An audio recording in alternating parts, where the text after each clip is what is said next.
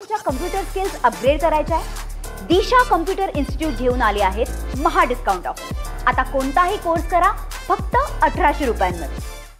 संभाजीनगरचे पालकमंत्री तथा शिवसेनेचे प्रवक्ते संजय शिरसाट आपल्यासोबत आहेत। शिरसाट साहेब, हिंदी सक्तीचा मुद्दा सध्या राज्यात गाजतोय। त्यामध्ये दोन्हीही ठाकरे म्हणजे उद्धव ठाकरे, राज ठाकरे मोर्चे काढणार आहेत। राज ठाकरेंचा 6 तारखेला आणि उद्धव ठाकरेचा 7 तारखेला मोर्चा असणार आहे।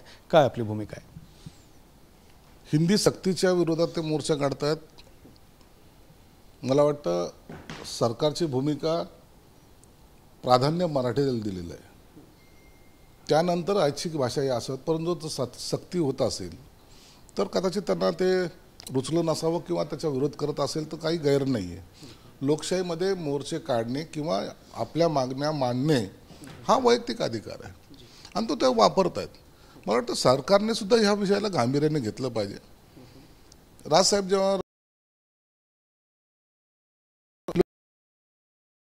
करणं आपलं काम आहे आणि मला वाटतं देवेंद्र फडणवीस साहेबांना उपमुख्यमंत्री दोन्ही पण हे मिळून एक योग्य तो निर्णय घेतील, परंतु ते केव्हा घेतील हे सांगणं आता माझ्यासारख्याला तरी शक्य नाही।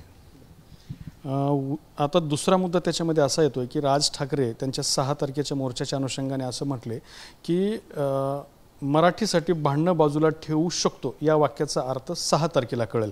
कारण मनसेकडून उद्धव ठाकरेंना सुद्धा राज ठाकरेंच्या मोर्चात सहभागी होण्यासाठी प्रयत्न केले जात आहेत।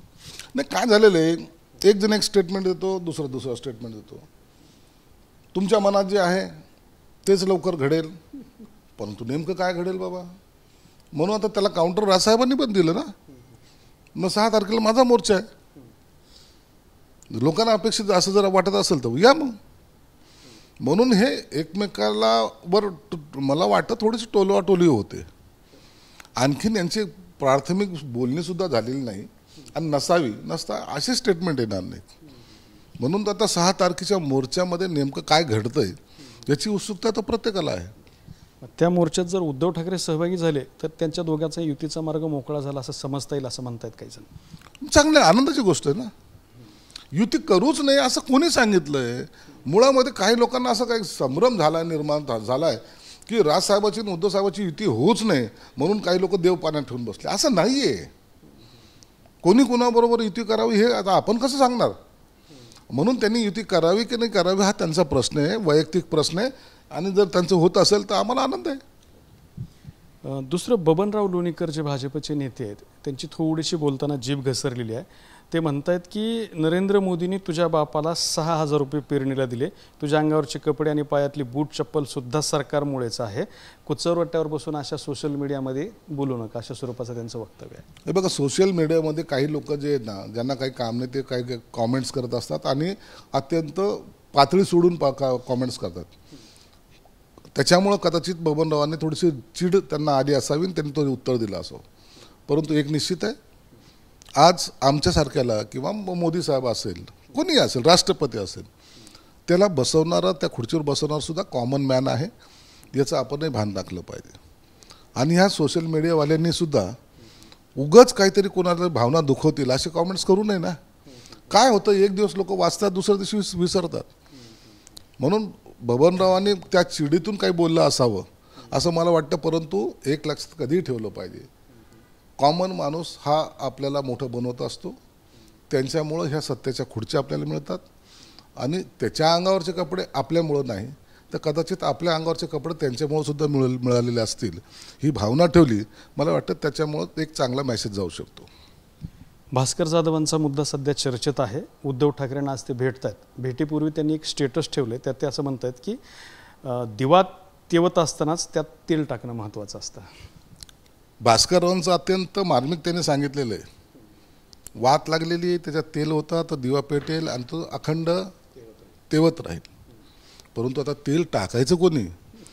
इथं तर तेल टाकणारे कमी आणि पेट्रोल टाकणारे जास्त झालेले आहेत। म्हणून भास्करराव यांच्याकडून अपेक्षा करू नका, हे तेलाच्या ऐवजी पेट्रोल टाकतील आणि त्याचा भडक्यामुळं आपल्याला इजा होऊ नये याची काळजी त्यांनी घेतली पाहिजे। आता एक स्थानिक प्रश्न, इम्तियाज जलील यांच्यावरती अट्रॉसिटीचा गुन्हा दाखल झाला, त्यांना अटक करावी म्हणून छत्रपती संभाजीनगरमध्ये मोठा मोर्चा निघाला। तुम्ही या शहराचे पालकमंत्री आहात, पोलिसांना काय सांगाल, तुमची काय भूमिका आहे? नाही, पोलिसांनी त्यांची कारवाई करावी। एखादा गुन्हा दाखल झाला आहे तर त्याची कारवाई पोलिसांनी करावी, त्यांच्या अँगलनी करावी. नसता पुन्हा मंदिर पालकमंत्र्यांनी काही दबाव आणला, काहीतरी केलं, हे रिकामी काम करायला वेळ कुणाला आहे? म्हणून तुम्ही पाहता आजकाल मी काही उत्तर टाळतो, उगाच कुणाच्या तोंडी लागायचं. म्हणून आपण ह्या सगळ्या भानगडीपासून थोडासा मी दूर राहतो. ज्या दिवशी मला बोलायचं त्या दिवशी मी कुणाच्या बापाचं ऐकत नाही. मग परंतु असं उगाच तरी ते घाणीमध्ये दगड टाकत तो चिखल अंगावर ओढून घ्यायचा, हे आता आपल्याला शोभणार नाही. म्हणून मी बोलत नाही. पोलिसांनी जे काही आता मोर्चा इतका मोठा निघाला आहे त्यावर त्यांनी ॲक्शन घेतलीच पाहिजे आणि ती योग्य ती कारवाई जी तुम्हाला कायद्यात बसते ती कारवाई तुम्ही करा. तर हे होते संजय शिरसाट. कॅमेरामन अमित आडेसोबत दत्ता कानवटे, TV9 मराठी, छत्रपती संभाजीनगर. मला तुमच्या कम्प्युटर स्किल्स अपग्रेड करायच्या आहे? दिशा कम्प्युटर इन्स्टिट्यूट घेऊन आले आहेत महा डिस्काउंट ऑफर. आता कोणताही कोर्स करा फक्त 1800 रुपयांमध्ये.